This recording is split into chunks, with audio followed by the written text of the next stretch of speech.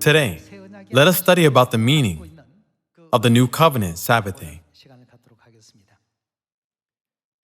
Let us go to Matthew chapter 7, verse 15. Watch out for false prophets.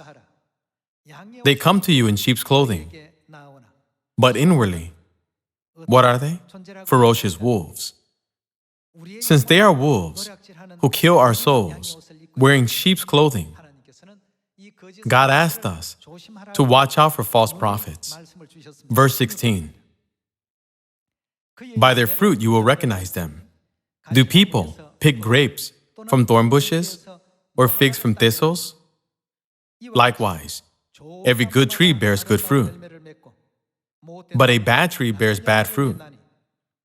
A good tree cannot bear bad fruit, and a bad tree cannot bear good fruit.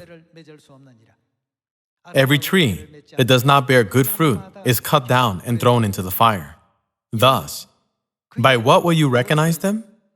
By their fruit you will recognize them. Let's continue reading with verse 21 to see what kind of fruit the false prophets and true prophets will bear. Not everyone who says to me, Lord, Lord, will enter the kingdom of heaven, but only he who does the will of my Father who is in heaven. False prophets will bear the fruit of disobedience to the will of God. True prophets will bear the fruit of obedience to the will of God.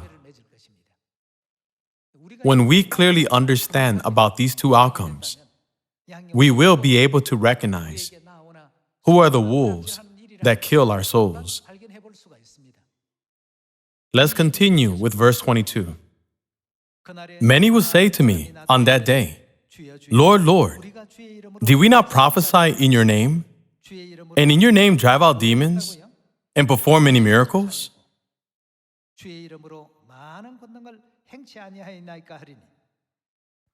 Then I will tell them plainly, I never knew you. Away from me, you evildoers. Next, by studying about the Sabbath day, let us distinguish between what is the true law and what is lawlessness. False prophets also carry out religious practices by saying, Lord, Lord. Indeed, they carry out their religious practices, and so do we. Both are practicing something.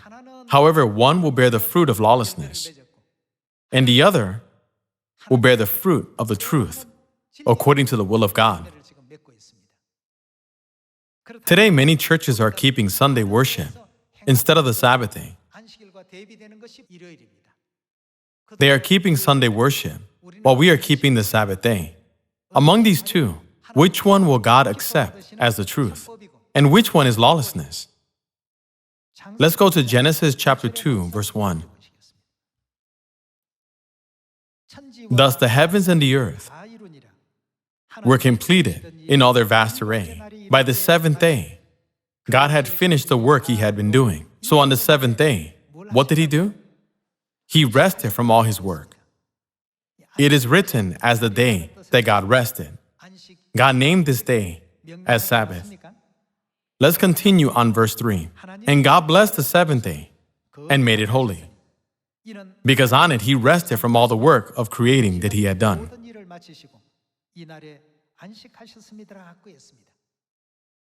God blessed the Sabbath day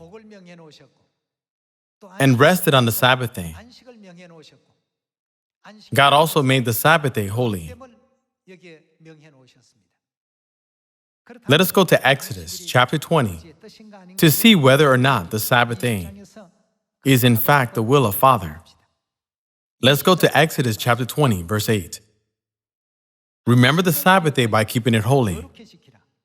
6 days you shall labor and do all your work. But the seventh day is a Sabbath to the Lord your God. On it you shall not do any work, neither you, nor your son or daughter, nor your manservant or maidservant, nor your animals, nor the alien within your gates.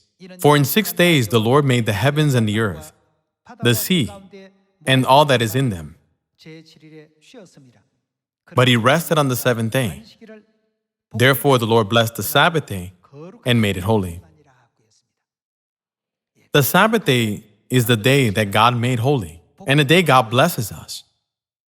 God also appointed the Sabbath day for the people of God to have spiritual rest. Then, what day of the week is the Sabbath day? It is Saturday. The seventh day is Saturday because of the way in which God counted off the days. First day, second day, third day, fourth day, fifth day, sixth day, seventh day. And we count again. First day, second day, third day, fourth day, fifth day, sixth day, seventh day. Eventually, the weekly system was introduced to all people through the calendar. People named the first day Sunday, the second day Monday, the third day Tuesday, and the fourth day as Wednesday, and so on. Finally, people named the seventh day Saturday. Let's go to Luke chapter 24, verse 1. On the first day of the week, very early in the morning, the women took the spices they had prepared and went to the tomb. They found the stone rolled away from the tomb, but when they entered, they did not find the body of the Lord Jesus. While they were wondering about this, suddenly 2 men in clothes that gleamed like lightning stood beside them. In their fright, the women bowed down with their faces to the ground. But the men said to them, "Why do you look for the living among the dead? He is not here. What happened to him? He has risen." It is widely accepted by all churches that Jesus rose from the dead on Sunday. Whether we reference the World Encyclopedia or the Christian Encyclopedia, all people of the world agree about this matter. Jesus was resurrected on Sunday, and the Bible records this day as the first day of the week. When you read the GNT version, it is written as Sunday. Since Sunday is the first day according to the Bible, isn't it clear that the seventh day is Saturday?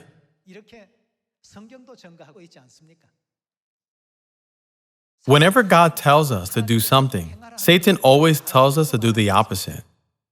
God says to us, keep the Sabbath day. Satan says, keep Sunday worship. Everyone, whose words should we obey? It is written, only he who does the will of my Father, who is in heaven, will enter the kingdom of heaven. God Elohim allows us to realize the new covenant Sabbath day. They proclaim the truth of life to us, which we did not know before, leading us to the path set by God so that we can receive salvation. Once again, we give thanks, honor, and praise to Elohim God, our Father and Mother. Thank you very much.